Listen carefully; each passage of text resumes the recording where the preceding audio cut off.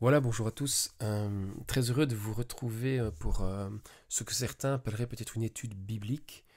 Moi, j'appelle ça plutôt une lecture, un regard, tout simplement parce que c'est ma proposition que je vous fais aujourd'hui, c'est plutôt de vous partager une réflexion après une lecture personnelle, mais aussi une réflexion, c'est la réflexion du moment, de cet instant à laquelle je suis en train de me replonger actuellement dans le livre de Jonas. Et donc dans une lecture, un regard, je vous propose d'introduire aujourd'hui une série de réflexions sur le livre de Jonas qui suivront par la suite. Alors ce livre, j'aimerais commencer par dire que ce livre fait partie d'un ensemble qui constitue ce que l'on appelle dans le jargon biblique les petits prophètes.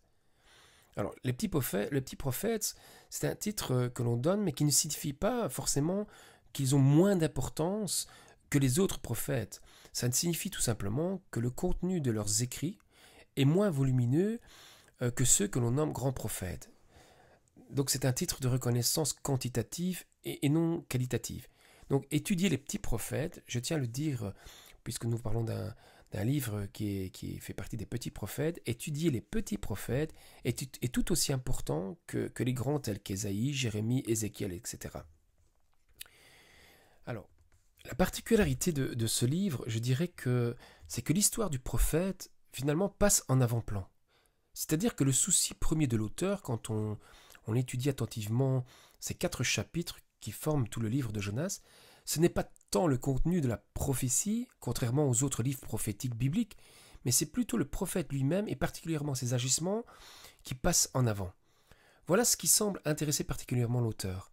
Nous sommes donc en face d'un livre prophétique mettant l'accent sur l'histoire du prophète plutôt que sur le message du prophète. Alors, c'est important de dire que quand on lit un texte dans la Bible, de savoir quel type de texte nous avons affaire, et on peut parler de type narratif.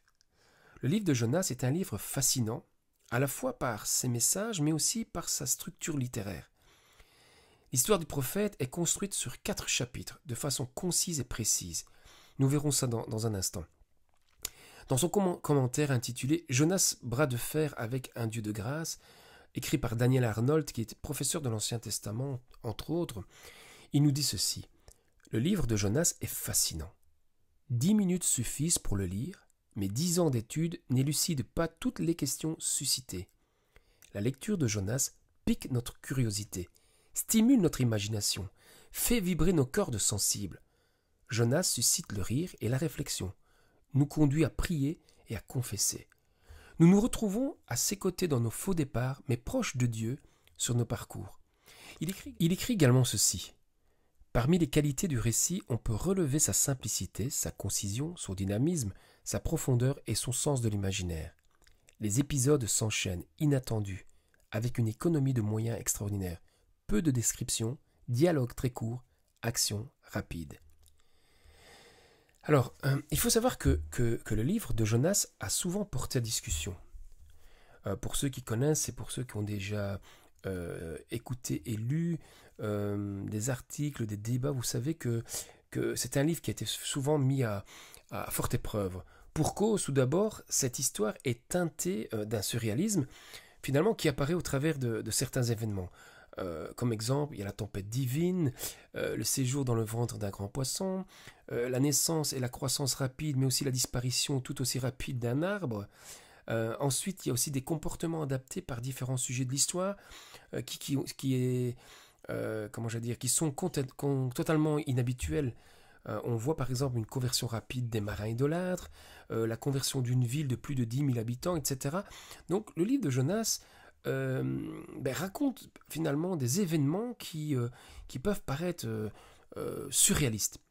Alors si le récit de Jonas est considéré par certains donc comme une fable, une parabole même, pour d'autres il est reconnu notamment par la tradition juive et chrétienne comme une histoire réelle aux preuves historiques et pour certains faits surprenants comme l'histoire du grand poisson par exemple, d'autres faits semblables dans l'histoire du monde semblent pour ceux-ci démontrer que ce n'est pas un cas isolé.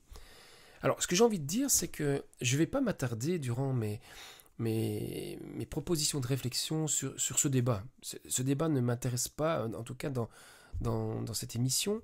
dans cette réflexion, mais je peux vous donner quelques compléments de lecture pour ceux qui sont intéressés. Il suffit de m'écrire ou de m'envoyer un petit mail, je peux vous donner si vraiment ça vous intéresse. Alors, ce qui nous importe ici, dans le concept d'une lecture à regard en tout cas, ce n'est pas tant de rechercher la preuve historique ou scientifique, là n'est jamais le sens des Écritures d'ailleurs, ce serait une approche stérile pour notre visée, mais bien rechercher ce que d'une part, à l'origine, l'auteur du livre voulait transmettre comme message à ses auditeurs, et d'autre part, ce qui nous intéresse, c'est ce que Dieu veut encore nous transmettre aujourd'hui de sa pensée au travers de sa parole. Alors, notre visée reste toujours la même au travers de cette démarche, au travers de la lecture. Je vous proposerai simplement mon regard du moment, comme je dis toujours, c'est le regard du moment, mon regard aujourd'hui sur ce livre notamment, qui vise à répondre à quoi? À la question suivante. Que nous enseigne ce texte d'un point de vue spirituel, éthique et théologique? Alors, comme je ne cesserai de répéter, ce partage n'est ni exhaustif, ni la vérité absolue, c'est pas ça, mais c'est une infime contribution à la recherche de la pensée de Dieu pour nos vies contemporaines au travers des écrits bibliques. Alors, dans cette introduction, il me semble important de partager, d'avoir un point sur la découverte de la structure du livre. Et alors, une analyse approfondie par les exégètes nous démontre que le livre de Jonas est un livre aux multiples structures imbriquées les unes dans les autres. Donc, à l'intérieur du livre de Jonas, il y a plusieurs structures qui ont été respectées pour écrire ces 4 chapitres. Alors, je vais vous montrer quelques-unes de ces structures. Mais avant ça, il faut se rappeler que le livre est composé de 4 chapitres dont je leur ai donné à chacun un titre. Alors c'est un exercice que j'aime beaucoup faire, donner un titre au chapitre, parce que ça nous aide à avoir une mémoire mémotechnique. Un titre nous rappelle beaucoup plus facilement ce qu'il contient que simplement dire Jonas chapitre 1, Jonas chapitre 2. Voilà, moi j'aime beaucoup quand il est possible, en tout cas notamment dans les textes narratifs, donner un titre à certains passages ou en tout cas certains chapitres. Alors, on va se mettre d'accord, ce sera beaucoup plus facile pour voyager ensemble dans cette histoire, de se dire que le chapitre 1, ce sera un voyage tempétueux. Le chapitre 2, je l'ai nommé un voyage affectueux. Le chapitre 3, je l'ai nommé un voyage missionnaire. Et le chapitre 4, un voyage instructif. Alors, il sera question de suivre donc Jonas dans son voyage, vous avez bien compris. J'y reviens dans quelques instants. Alors, parmi les différentes structures du récit imbriquées les unes dans les autres, nous en apercevons une première. Si vous regardez attentivement, quand vous relirez le livre en une traite, les 4 chapitres, vous allez remarquer que le chapitre 1 et le chapitre 2 se passent à l'ouest d'Israël, en pleine mer, tandis que le chapitre 3 et le chapitre 4 se passent à l'est, sur terre. Alors, pourquoi je dis ça?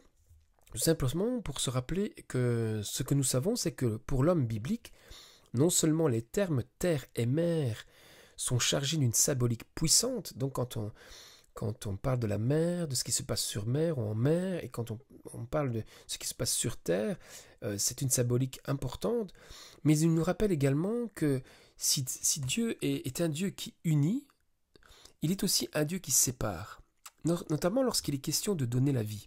Alors, pourquoi je fais ce rapprochement? Je veux faire ce rapprochement en se rappelant du récit de la création dans les livres de la Genèse, où Dieu, après avoir donné existence, finalement, va à la fois rassembler et à la fois séparer les éléments naturels afin que progressivement puisse apparaître la vie très bonne.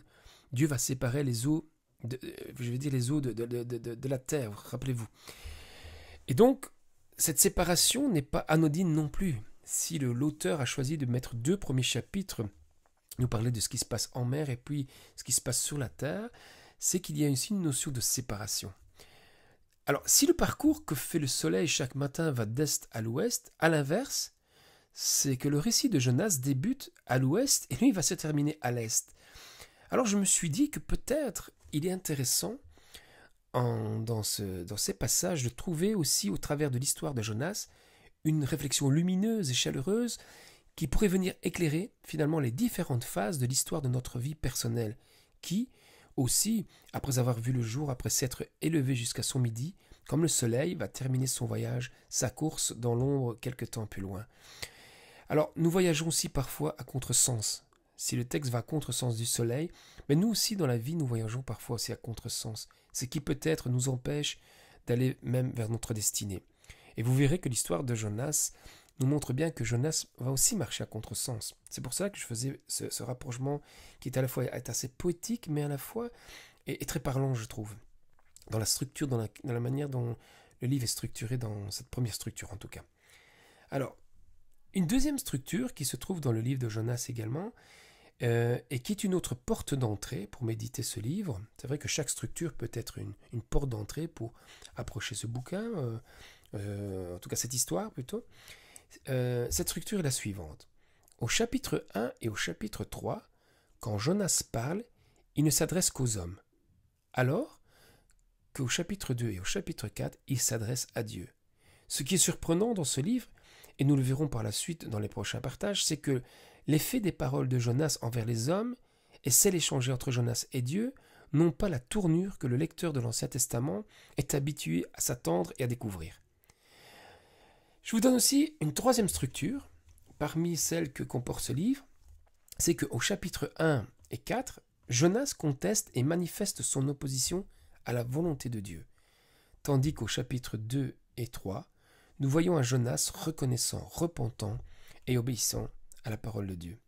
Alors, en vous donnant ces trois structures, c'est pour vous expliquer que la manière dont ce récit a été construit vient s'imbriquer finalement des structures les unes dans les autres et qui sont trois portes d'entrée, au moins, il y en a d'autres, mais voilà trois portes d'entrée que vous pourrez reprendre finalement à votre guise pour méditer personnellement le récit de Jonas. Alors, il y a à l'intérieur même de ces structures d'autres structures de construction littéraire. Je ne m'attarderai pas là-dessus, mais si vous êtes intéressé, je vous renvoie notamment aussi au livre de Daniel Arnold, dont je vous ai parlé tout à l'heure, mais aussi il y a d'autres livres qui peuvent aussi vous apporter un approfondissement de ces textes si vous êtes intéressé.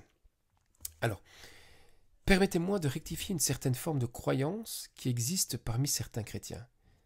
Certains pensent qu'être inspiré par Dieu, c'est recevoir la capacité de parler spontanément ou encore de recevoir de la part de Dieu, de façon irréfléchie, machinale, un discours, des paroles que l'on ne peut surtout pas retravailler, repenser sa forme. Eh bien, la structure même du livre de Jonas nous montre que ce n'est pas forcément ça. Ça peut l'être, bien sûr, mais ce n'est pas une généralité. Il suffit d'approfondir l'analyse des textes dans l'ensemble de la Bible pour vite se rendre compte que la plupart des écrivains bibliques respectent l'une ou l'autre règle correspondant au type de récit choisi. Donc, qu'est-ce que je veux dire par là? C'est qu'une première leçon qu'on peut retenir de la connaissance d'une structure de texte, c'est que l'inspiration va aussi avec recherche, analyse, réflexion, avec la construction d'une pensée à partager. Être inspiré, bénéficier de la révélation est une chose, mais la transmettre en est une autre. La transmission est certainement une des fonctions les plus nobles que l'homme croyant doit développer et assumer dans sa vie. Mais elle peut lui demander parfois du travail et de la créativité. Alors, quelle que soit notre sensibilité de transmission, qu'elle soit artistique, que ce soit par notre témoignage, par l'écriture, par la prédication, ou encore, plus important d'ailleurs, par nos attitudes et nos agissements dans la vie, peu importe la façon dont nous développons cette transmission, celle-ci demande du travail et une collaboration étroite avec l'Esprit de Dieu. Alors, pour appuyer mes propos, je vais vous donner un autre exemple clair dans le Nouveau Testament qui démontre que l'inspiration et la transmission de l'inspiration n'est pas mécanique ni machinale et qu'elle fait appel aussi à la raison et son bon sens. Aucun chrétien engagé et né de nouveau ne prônera jamais que l'évangile de Luc n'est pas inspiré par Dieu.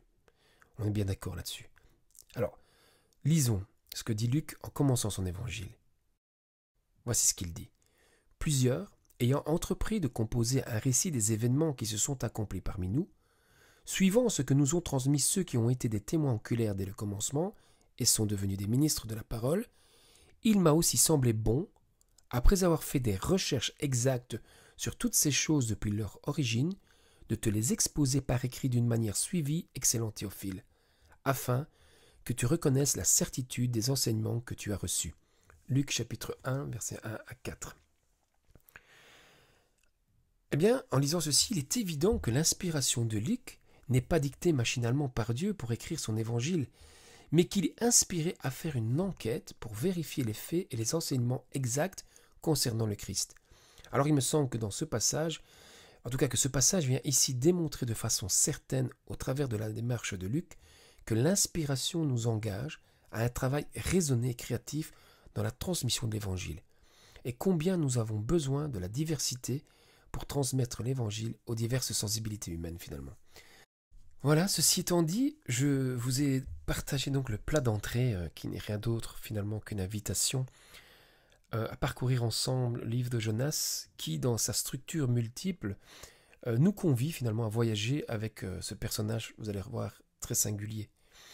Alors, entendez ici par voyage, il faut entendre par voyage, non seulement comme un déplacement physique du protagoniste, donc du personnage principal, qui est poussé par des raisons personnelles et spécifiques, mais il faut entendre aussi par voyage comme un cheminement spirituel et éthique motivé par la rencontre possible d'autrui et de soi-même. Il paraît que tout grand voyage qui ouvre à la véritable rencontre transforme à jamais un état d'esprit. Pour terminer, je vous laisse cette citation de Marcel Proust, qui je trouve très appropriée à ce que nous allons vivre ensemble durant ces lectures autour du livre de Jonas. Marcel Proust a écrit ceci: « Le véritable voyage ne consiste pas à chercher de nouveaux paysages, mais d'avoir de nouveaux yeux. » Alors je vous souhaite une bonne route spirituelle à chacun et chacune d'entre vous, au travers de l'histoire de Jonas, et on se retrouve à la première étape du voyage tempétueux de Jonas. À très bientôt.